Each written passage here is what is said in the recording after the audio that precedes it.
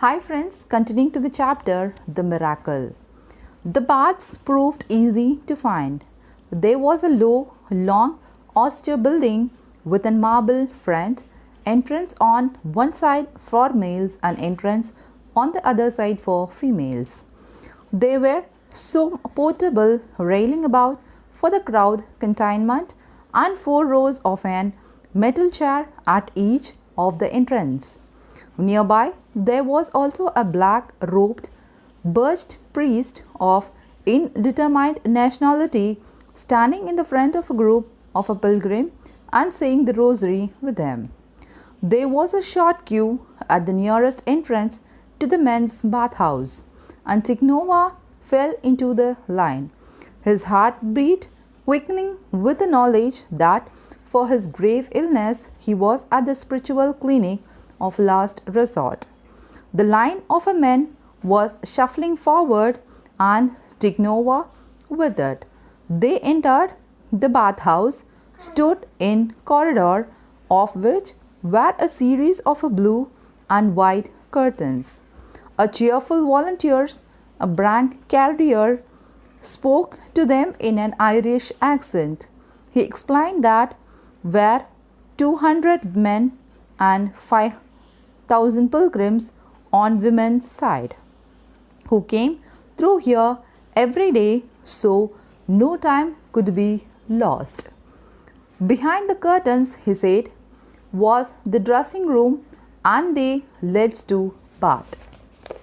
Tikhonova was directed to the first dressing room. He shoved aside the damp curtain and went into the cubby hole. 3 men in their shorts were seated on a bench awaiting their turns. A French brancardier on the post at an exit curtain called over to Tikhonova, "You are American or no?" "American," Tikhonova answered. The brancardier switched to English. "You will disrobe like the others. Leave on only your undershorts." Nervously, Tikhonova began to take off his shoes and socks, shirts and trousers until he was down in his maroon shorts. He had hung up his clothes, started for the beach when he saw that it was empty. He was about to sit down, but the volunteers beckoned for him to come across the dressing room. There, the volunteers wrapped a soggy blue towel securely around his waist, then ordered him to remove his shorts underneath. "You will have them back with your clothes when you leave the bath. When you finish with the bath, do not wipe yourself with this towel. You do not dry yourself. You leave the water on your body and put your clothes on again over it. You will dry soon enough in the sun." Now the bath, he took Tikhonova by the elbow and sent him past the curtain to bath itself. Tikhonova treaded on the edge of a long rectangular sunken stone tub filled with water that he was positive was foil. 2 husky brancardiers wearing a rubber boots and sprouting blue aprons over their shirts and trousers looked his arm from both sides and assisted him down slippery stone step into the tepid water. One of them signaled to wade to the far end of the tube. Tikhonova did as he was told. Wading to the opposite end, Tikhonova found himself comforting a Madonna on the wall and a large crucifix borne in rosary beads. A robust attendant leaned over and asked him what language he spoke, then handed him an enamelled metal card with lettering, "A prayer for you to say in English, and after that makes you silent request to the God." Tikhonova mouthed the prayer to himself and hanging back the card, tried to think of the request to make the highest power. But he could only think of the brackish water and the billions of bacilli populating the water. The attendants overstretched hand grasped Tikhonova's hand while he was reassuringly told to sit down in the tub. Tiknova lowered himself into the water, which covers his wide torso up to his abdomen. One attendant ordered Tiknova to ease back in the water, to lay back, immersing himself up to his neck. Tiknova tried to do so, sank down, the water rising to his neck, and then suddenly he slipped, and his entire head went down under water with the rest of him. He swallowed a mouth of an putrid water and the struggle to sit up. Coming to the surface, choking and sputtering and sucking for the water, the attendant solemnly reached down to help him out of the tub. And quickly he had a lid back to his shorts and his clothes. Tiknova was soaked wet from the top of his head to his toe, and he wanted to dry himself, but there were no towels. With difficulty he got into his shorts, with clamped light to the moistures of his trousers. Then yankled on the shirt and trousers, socks and the shoes. Everything immediately became soaked throughout by the water on his body. And then dashed he was outdoor again, comforting two palm trees, the bank of a hill, and a statue dedicated to St. Margaret, Queen and Patroness of Scotland. He glanced about, seeking a way of escape, wanting to put as much distance as possible between himself and the miserable bathhouse. Then he saw a way out back to a main stream of a people leaving the bath area off for the grotto.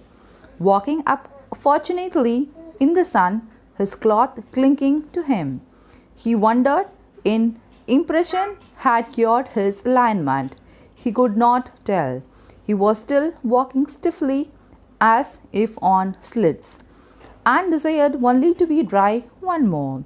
He came to a stop in an unpopulated section beside the grotto where was left the sun could still be enjoyed. He remained there a moment, absorbing the sun, still feeling sticky and constricted. He shook himself like a wet dog to loosen up the cloths plastering to his body. As he did so, something untoward and unexpected happened. Something fell against his mouth and chin and fluttered to the ground. Puzzled, he stared down at his feet and was initially horrified at what he saw. Automatically, his hand went on his shaved upper lip, felt it total smoothness except for the rat.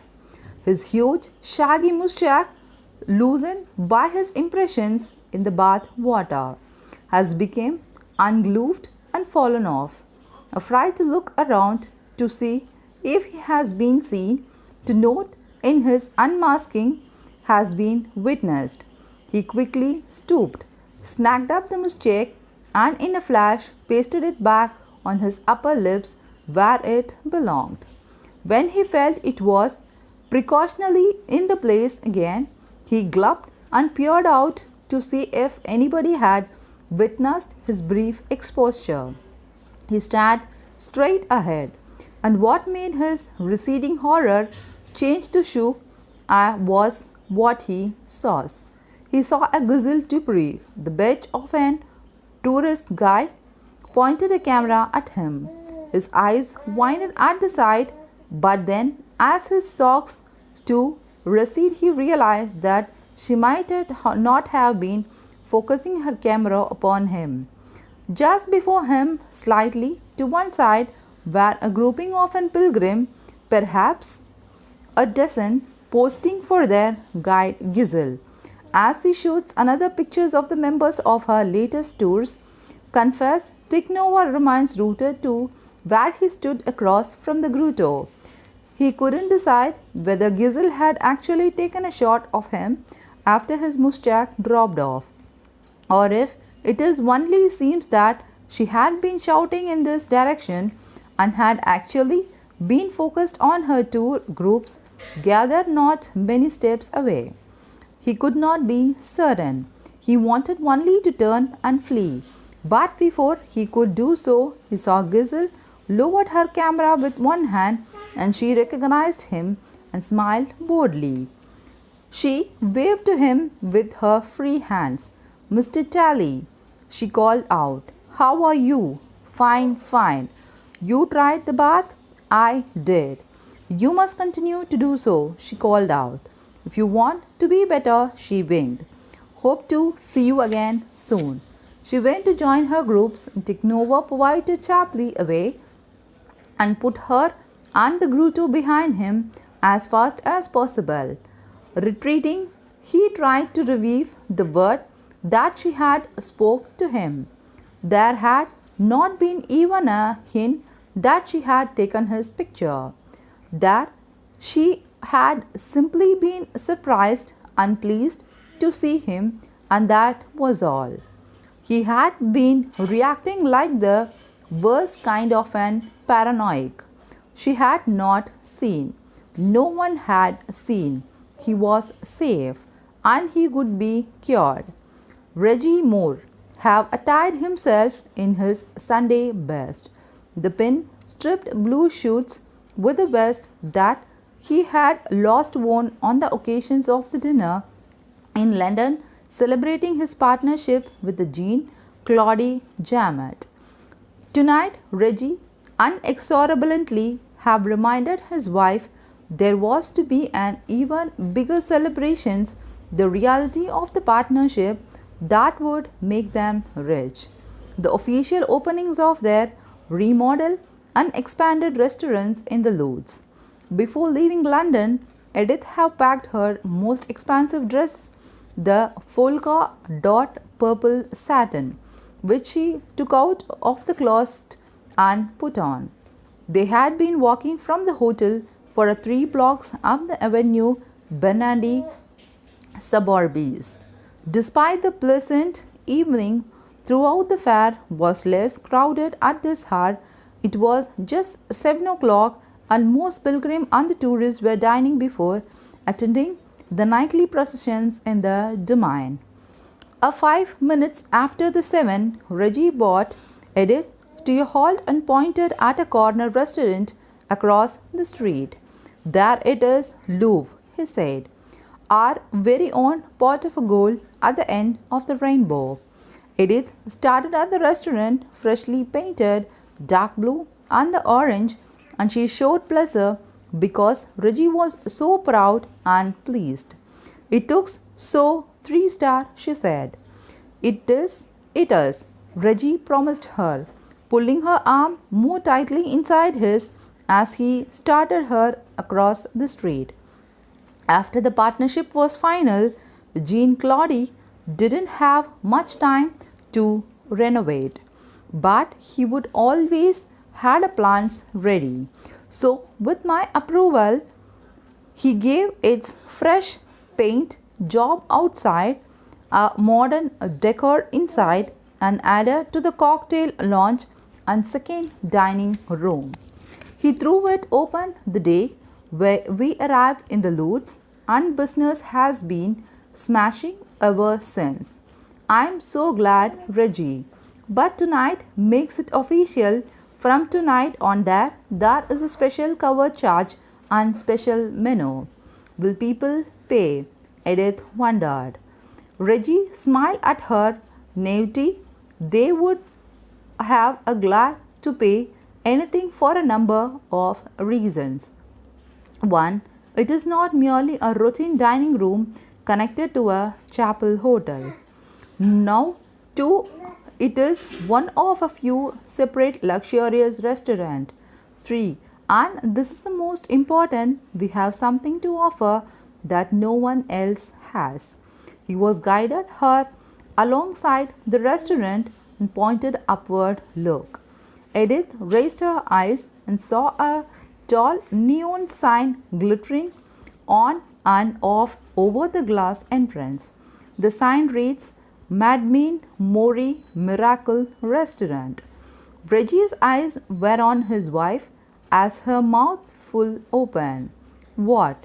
She stood bewildered. What does that mean? Reggie grinned. There is only one Edith Moore in the Lords, and I have her. Edith stood hyphenated by the sign. Madame Mori Miracle Restaurant.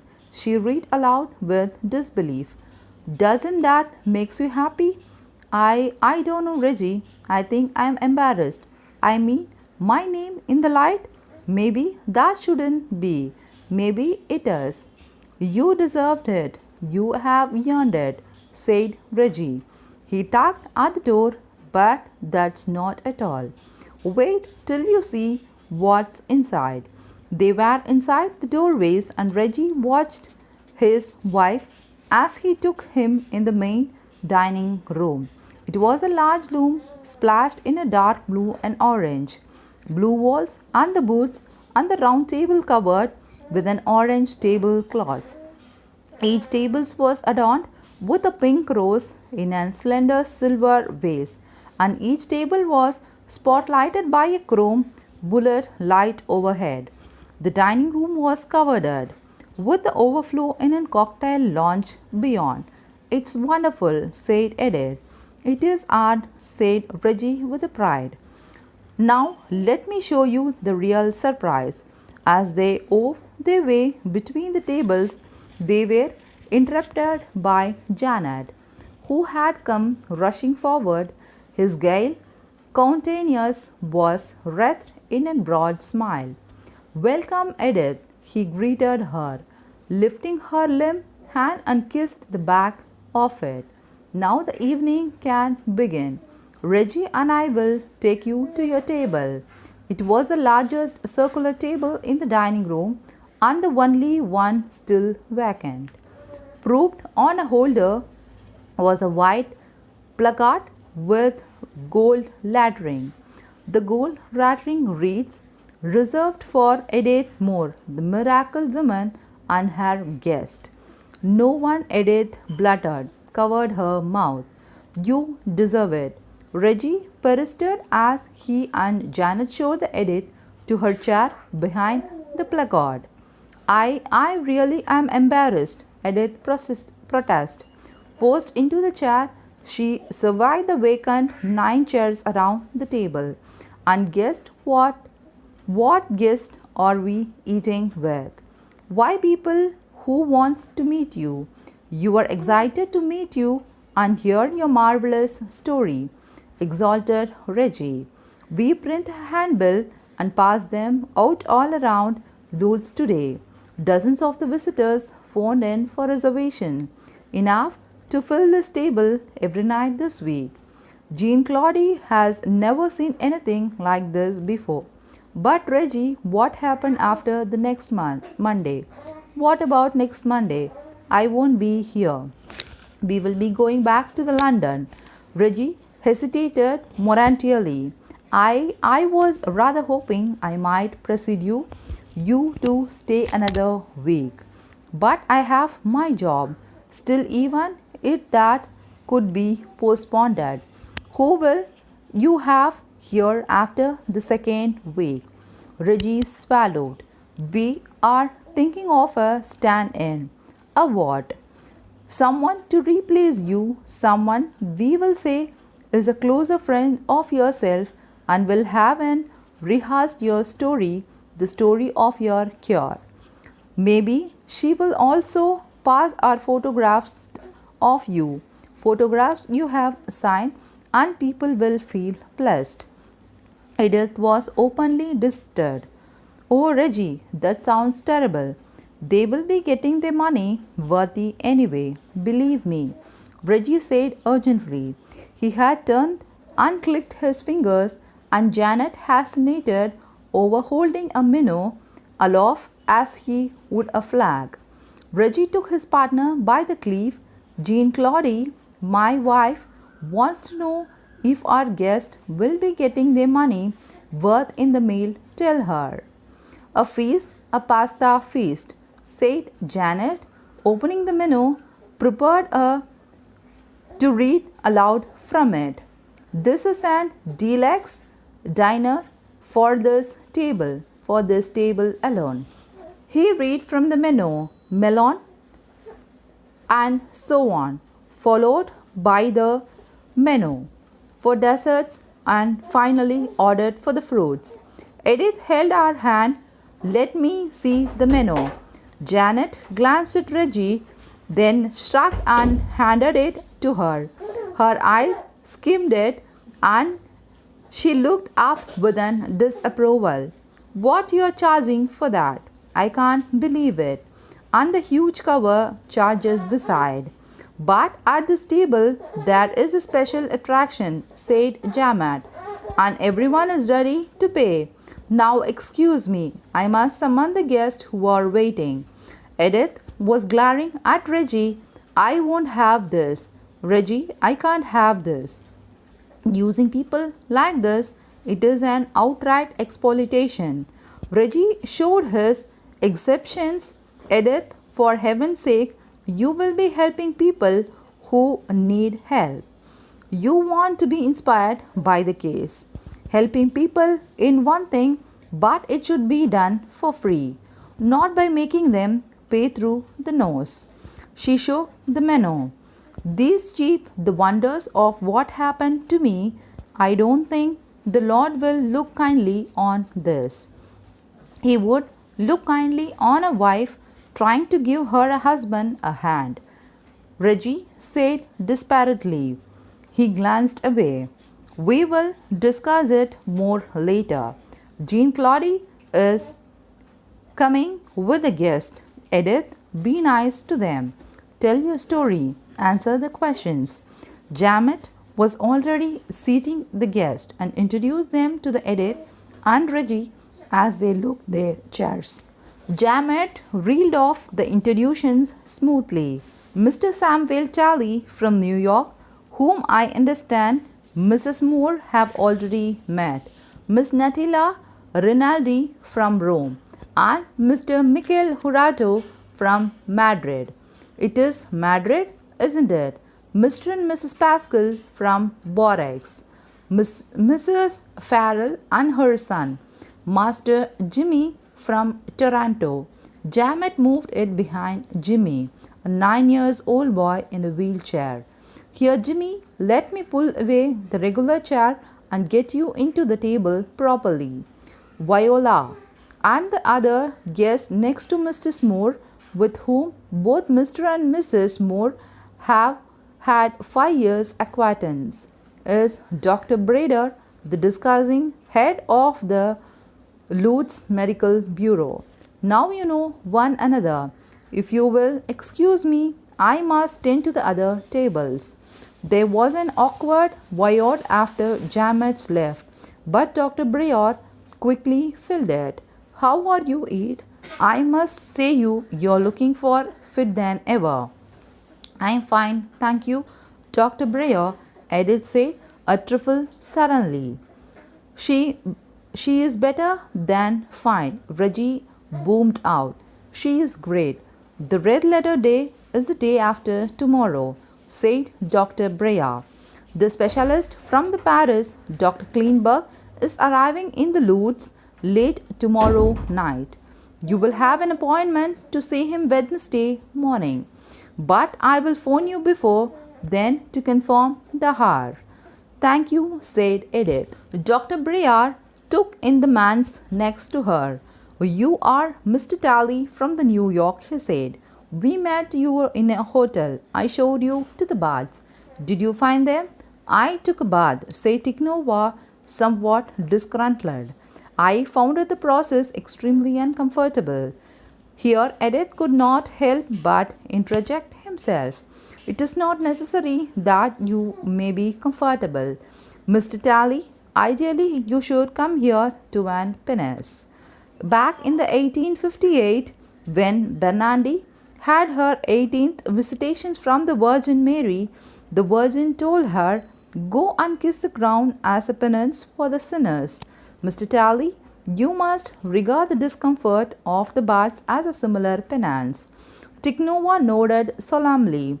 You were kind to meet me at the lunch. I came to this dinner for the added reinforcement from you. Now I have it. I will go to the baths again tomorrow. At this point, Natalie spoke up. Mrs. Moore, let me tell you why I am here. You are aware, of course, of my affliction. I am Miss Renilda.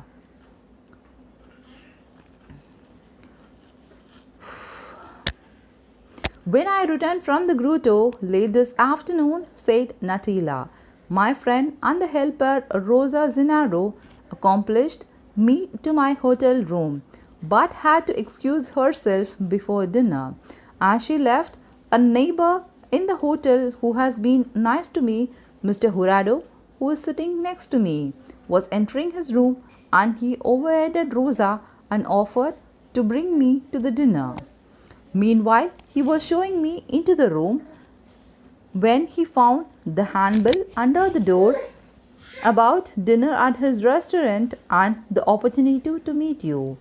Mrs. Moore, I was enthusiastic about the prospect, so Mr. Jurado offered to bring me here. Jurado gave off a shrug. Also, I was very hungry. Natila laughed and addressed herself in Eddie's direction once more. Mrs. Moore, what I wish to discuss with you is this.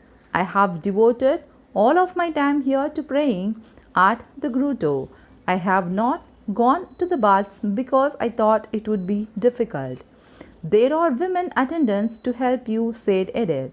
And I added with a companion, you must try the baths. I come to this question. Are the baths the most important means of achieving a cure? That cannot be answered exactly, said Edith. Speaking only for myself, I was intently cured after bathing in the water from the spring, but others have been miraculously cured after praying at the grotto, after drinking the water, after marching in the procession. Dr. Breyer is really the authority on the cures.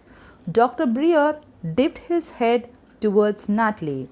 You can even be cured after depending Lutz and upon your return home. It has happened. There are no rules, no formula for now and when the cure will happen, if it does happen. So it can happen after any act or a profession of faith, said Natila. Apparently, said Dr. Breyer, when I first came to the Lutz, I made a study of all the 64 cures from 1858 to 1978 recognized as a miraculous by the Church. It will interest you to know, Miss Rinaldi, that the very second cure authenticated as miraculous was for a 54 years old man afflicted, at least partially as you are, Louis Boranta, and this city has suffered an eye injury 12 years earlier. And for the 2 years you had actually been blind in this right eye when his sight was restored at the grotto. The cure really happened, said Natalie eagerly. It certainly happened, defying all the medical explanations, said Dr. Breyer. All those 64 miraculous cures I studied defeated medical. A young woman with a leg ulcer with extensive Granger, a nun suffering from pulmonary tuberculosis, a woman with a cancer of an urinary cervix, an Italian gentleman with Hodgkin diseases, and an Italian youth afflicted with sarcoma on the pelvis, such as Edith Moore have, all given by their doctors, yet cured because of the shrine and by miraculous means. To be sure, most of these miracles occurred after the bathing. But authenticated miracle cure number 58, that of Alice Cortlet, and cure 59, that of Margie Bigot, took place during the procession of a Blessed Sacrament. Yet others, among the first 64, occurred after the prayer before the grotto. I am still studying several that have happened since at last one of these cures I recall took place in the midst of a prayer at the grotto. You would be wise to try everything available to you. Miss Rinaldi not only praying at the grotto, but drinking the water, visiting the bath, even walking in the procession if you can manage it. But certainly the baths, you must try the baths. Instead, Edith. From across the table, the deaf Canadian mother, Mrs. Farrell, spoke up. You were saying you yourself were cured after bathing. That is correct, said Aid. It would be a true revelation to us, to my son and myself, said Mrs. Farrell. If you would tell us how the miracle happened to you, go on, Edith Reggie urged his wife. Then tell them how it happened. I'm sure everyone here wants to know.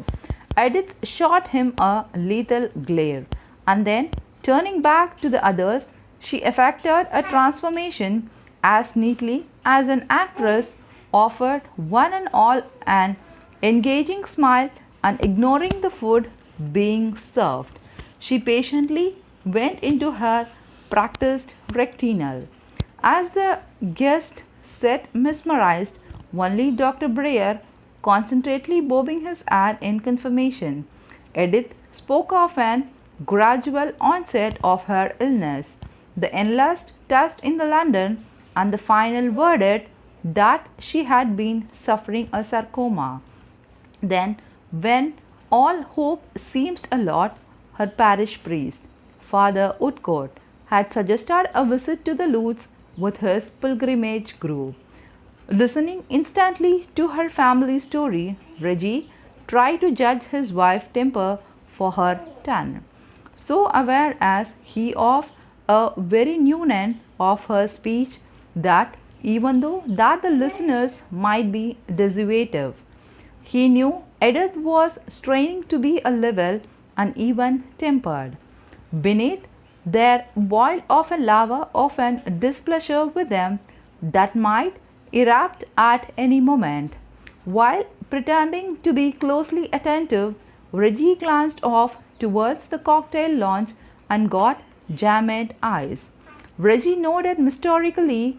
Jamet, as its understanding, nodded back and disappeared into the long.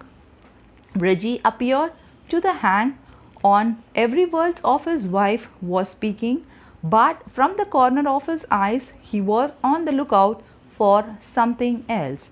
The Janet reappeared, leading a cleric towards the table, keeping to the rear of Edith. The Silargy man, a tall, imposing figure in a Roman collar and a dark suit, came quietly to the chair Jamet had placed behind Edith. The clergyman settled into it and cocked his head the better to hear what Edith was telling to the others. The course came in and went, the Edith story proceeding to her second Lourdes visit, to the last day of the visit and the final bath, when she has emerged no longer disabled, totally cured and free of the crutched, fully ambulatory. Reggie noted and was pleased at the reaction of the first night audience to Edith's opening performance. The American Tally was granting his pleasure. The blind Italian girl, Angelique countenance reflected happy wonder that the Canadian mother and the French couple were delighted with the miracle. What followed her for his wife, Reggie knew.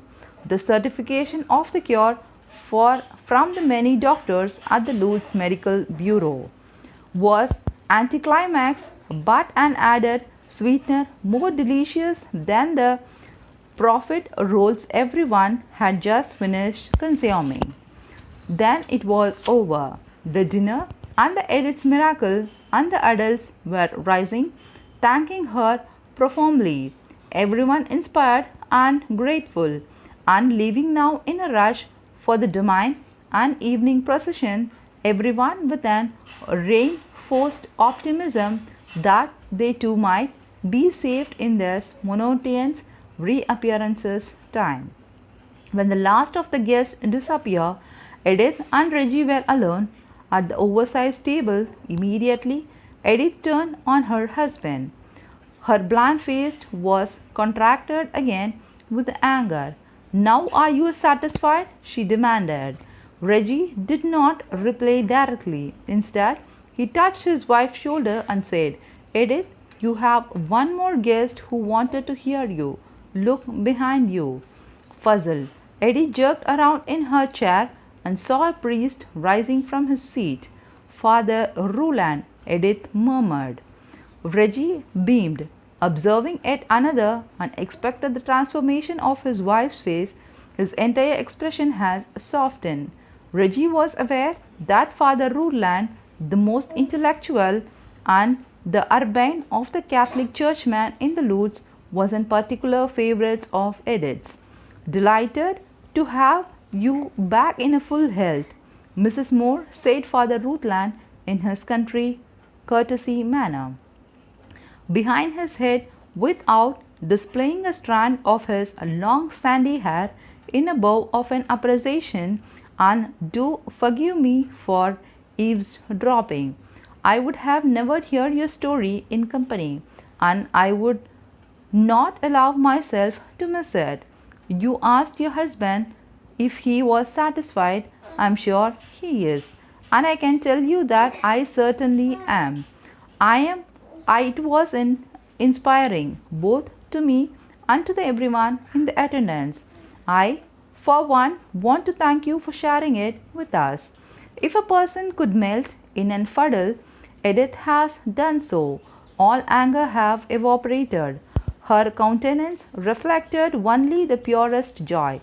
Father Roland, you are too generous. This coming from you means so much to me. You have earned and deserved whatever we humble members of the church can offer you." Father Roland went on slavey. "You are blessed by the Holy Virgin and all of us through you, or secondly blessed. I want to congratulate you on the verification of your miraculous cure, which will take place this week. I pray that the Virgin Mary will consider you as one to the whom she may show herself." "Oh, I pray that mighty to be so," said Edith fervently. Also added Father Roland, "I want to thank you on behalf of your entire order for forgiving your privacy and cooperating with your husband and Mr. Jamet in giving of yourself to the great numbers of pilgrims who wish to join you nightly at your dinner table. I trust you will find it too much of an ordeal." "It is an honor and pleasure, Father Roland," said Edith breathlessly. "If I could be sure I am worthy of all this fuss and attentions, you could not do nothing better, I assure you," Mrs. Moore said Roland. "Oh, thank you, thank you." Reggie had come to his feet. "Let me see you out, Father." He looked over his shoulders. "I will be right back, Edith." "I will be waiting, darling," said Edith sweetly. Reggie walked Father Roland across the dining room to the door. Speaking in an undertone, Reggie said, "Father, you know how much Jean Claude and I appreciate that. You have our everlasting thanks." With a touch of an levity, he added, "As I told you, from now on, all your dinners are on the houses." Then, as serious again, "Father, you saved my neck. Maybe I will be able to do something for you one day. Maybe you will." Reggie reached out to slap the priest's hand. "Anyways, one more thanks. You have served a good cause." Father Roland smiled. "It is our cause, one and the same cause." And he went out the door. Long after the dinner, and after he had left Natal at her room and gone to his own, Michael Horado prepared to return to the grotto again.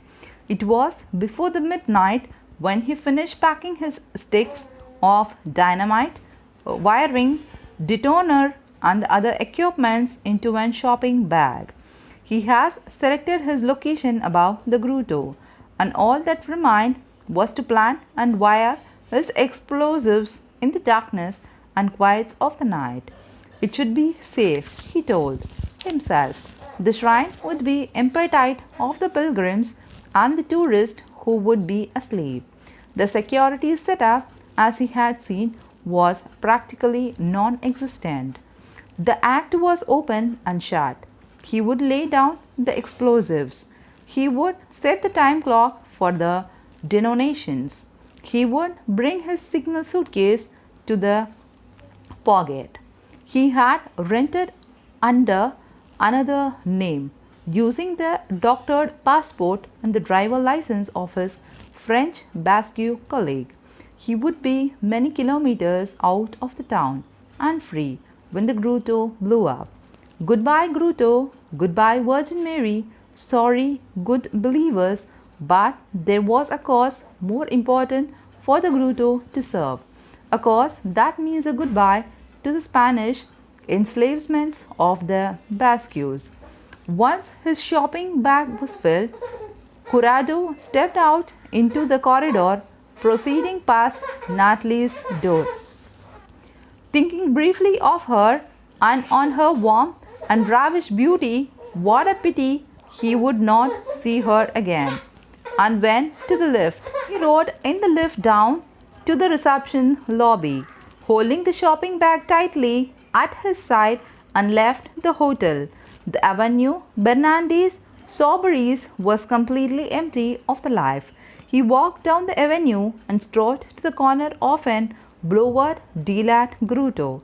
At the corner, about to cross over the ramp leading down to the grotto, he stopped in his tracks. Across the way, at the head of a ramp, there was a life. Gathered at the top of a ramp was a group of men in a blue uniform, the members of the Lodz police. Standing near two of their vessels, a red squad car, two stations wagon with the flashing blue lights on the top.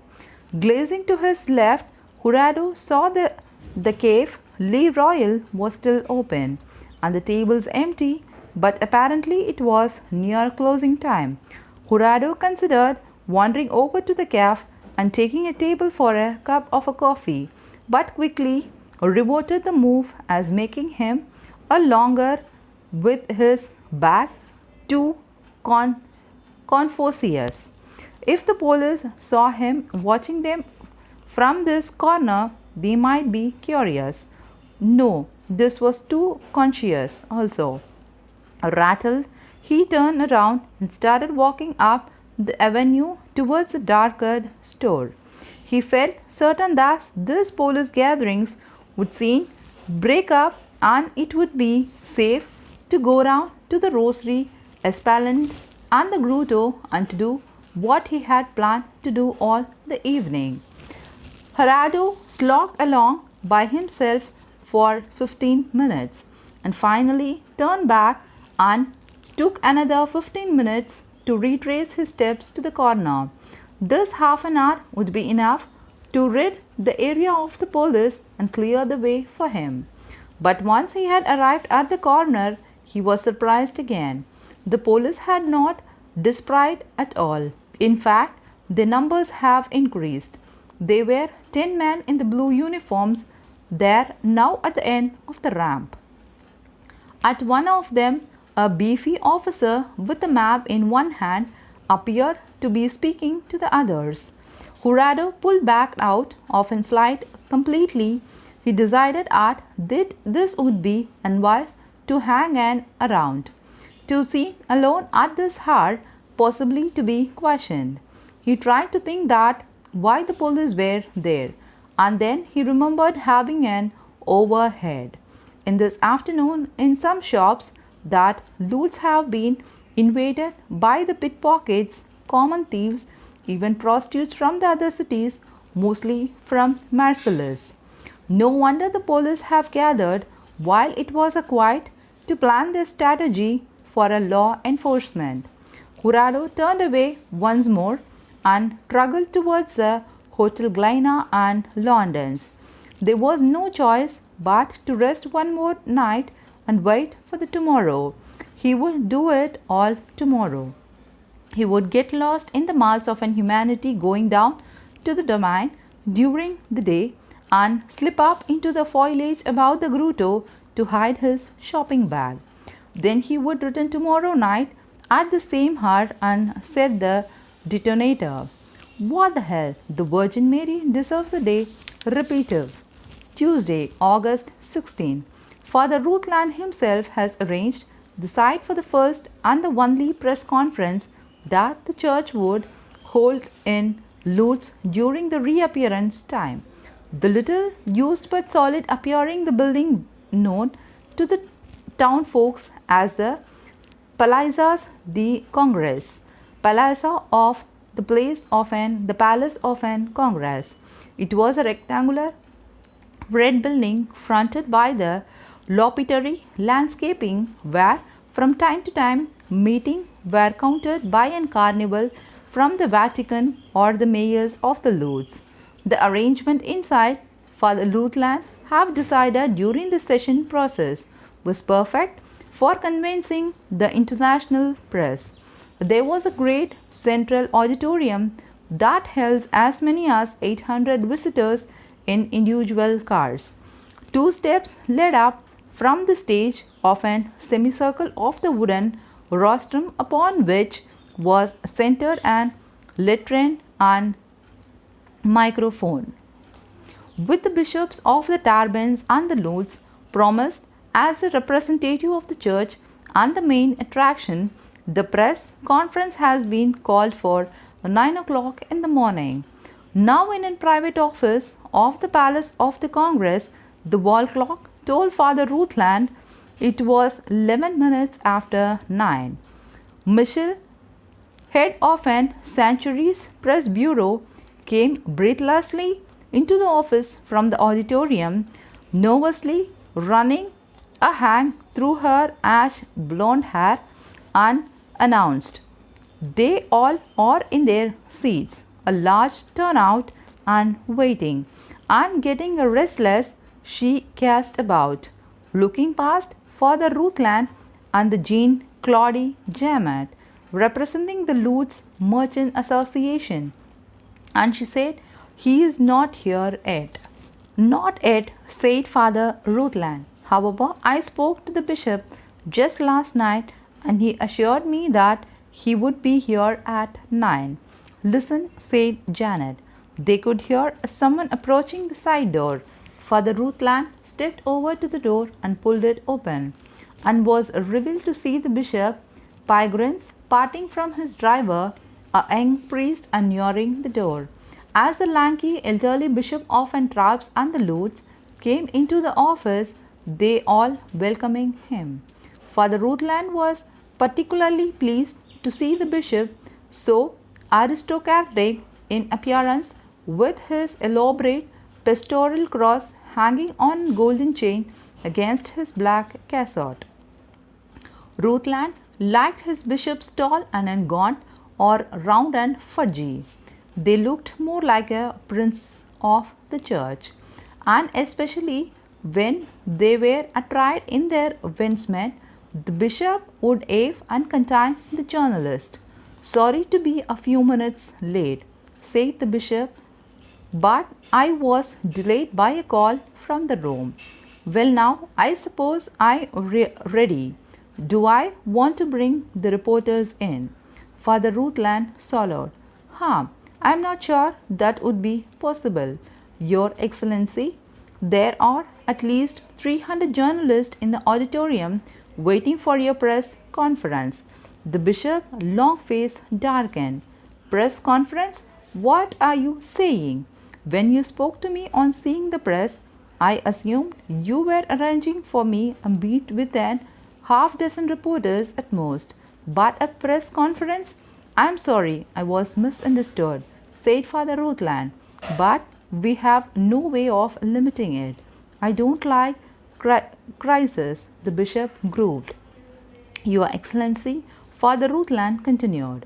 Unruffled, the world press is here in a great number for the same reasons we are here, to wait the miraculous return of an holy, blessed Mother Mary. No members of an international press could be denied, added Michel. We could now show a favoritism in the invitations. Jamat moved closer to the bishop. Your Excellency, not only to do this, newspaper and the magazines reporters deserves to know what is expected at the grotto, so that they can write about it, but they will write about the loots as well. The eyes of the entire civilized world are on the loots this week. The well-being of our towns, our shines, depends very much on our corporation. What the press reports will help sustain the town of an Lutz as well as the domain itself. The bishop grunted and spoke to the Michel. Who is out there? Where are those people from? He demanded. From everywhere, and the most important, said Michel. International television reporters, of course, but no cameras in accordance with our policy. Also newspaper and the magazine reporters from the Times in the New York and the Times of London. Reporters from Der Spiegel of Hamburg. Then from Stockholm, Iris, Tokyo, Turin, Iris, New York, Tokyo. There is even a priest informer, as the Vatican calls it, a reporter, here to cover this for their Romano. Mention of an Vatican City owned semi-official newspaper seems to affect the bishops favorably. Well, now perhaps I should start with a personal statement about the impending reappearance. Not necessary, Your Excellency, said Father Rutland. I lead you out onto the rostrum and introduce you. Then I will request the members of the press to raise their hands if they have questions. You will point to the certain reporters at random, and each will rise and pose a question. You will answer as briefly, as fully as you desire. I warn you. Some of the questions may not be worthy. Never mind, said the bishop. How much time I am expected to give them? Half an hour or so will do, said Father Rutland. Only longer if you wish. At any rate, I approach the latern at the end of an half an hour. The bishop fingered the patrol across on his chest. Very well, he said gruffly. Let's go in and get it out over with. Liz Finch, wearing her pale blue linen suit, sat expectantly in the second row of an auditorium, open notebook in her lap, pencil in her hand, waiting as the good-looking priest, Father Rutland, finished his introductions of the Bishop of Tribes and the Lords. Now His Excellency will reply to your question, announced Father Rutland over the microphone. Those of you with the questions, please raise your hands to be acknowledged. When you are at rest, please rise, give your application, and state your questions as clearly and briefly as possible. Ladies and gentlemen, I turn the confess over to the Bishop of Tribes and the Lords. Father Rutland stepped aside and gracefully retreated to the background. And Liz watched the bishop, a towering, a warehouse, bedecked in the black robe and gold cross tramp, to the microphone at the lectern. As hands began to shoot up around the crowded audience, Liz kept her own hands resting on her notebook. She had only one question to ask, and it would be the best to save it for the end. When most of the Feist's nonsense was over with, the bishop was pointed to a man in the front row.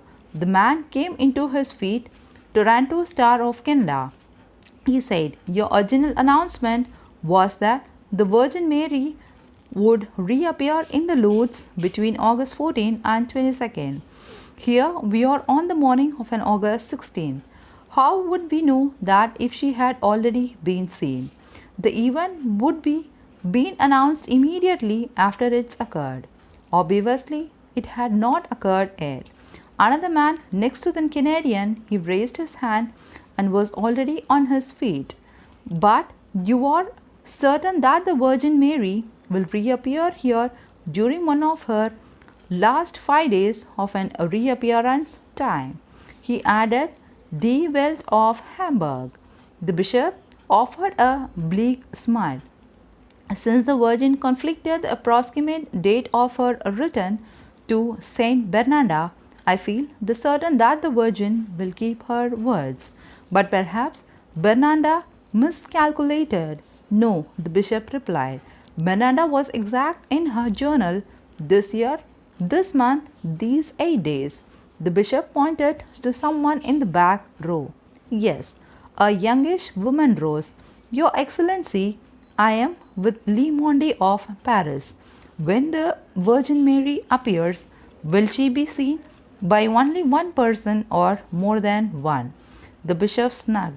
I cannot say. If it is the same as it was in 1858, the Virgin Mother will be seen by only one. Miss Finch heard a movement and glanced over her shoulders. The man seated behind her had come out of his chair. BCC London. Will the apparition show herself only at the grotto once more, or could she be anywhere in Lourdes? The bishop answered. Her message was exhibited as the place as it is, likely that she will not only appear within the domain, but at the grotto itself.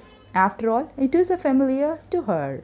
A woman at her rear had been acknowledged and was standing. I will Messaggero of Rome. I wonder what she will be wearing. Liz Finch could see the bishop's reprising a smile as he answered, when it come to the fashion, I am out of my depth. There was a laughter in the auditorium, immediately hushed by the bishop's solemnity. Bernardis originally saw the Virgin Mary garment in white. As Bernardis stated, I saw the Virgin garmented in white, wearing a white dress, a blue girdle, and a yellow rose of an each foot, the same color as the chain of her rosary. The beads of her rosary were white. The bishop paused and added dryly, it is unlikely the passage of almost a century and a third would have much effect. And on the lady tried next question. A Japanese gentleman was waving, standing from the Tokyo. He called out, have you speculated about what the lady may have to say to the one who see her? The bishop shook his head. Only God knows. God, his Son, and the Virgin Mary. When it happens, was two shall know.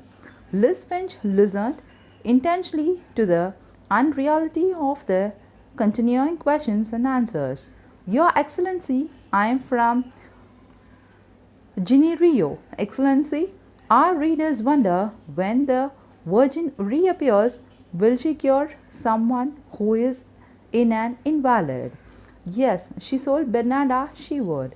On the other hand, we know that long ago, when Bernarda was ailing, even though she was the Virgin Mary, she was not cured. Indeed, Bernardis sought a cure itself. Liz Finch blinded and began to scribble a note. The bishop was going on. As the Virgin Mary told Bernarda, I do not promise to make you happy in this world, but in the next, Your Excellency, I present the New York Times. In the event of an non-appearance, the Virgin Mary does not appear, that it is to say, is seen by no one. What will be the church position?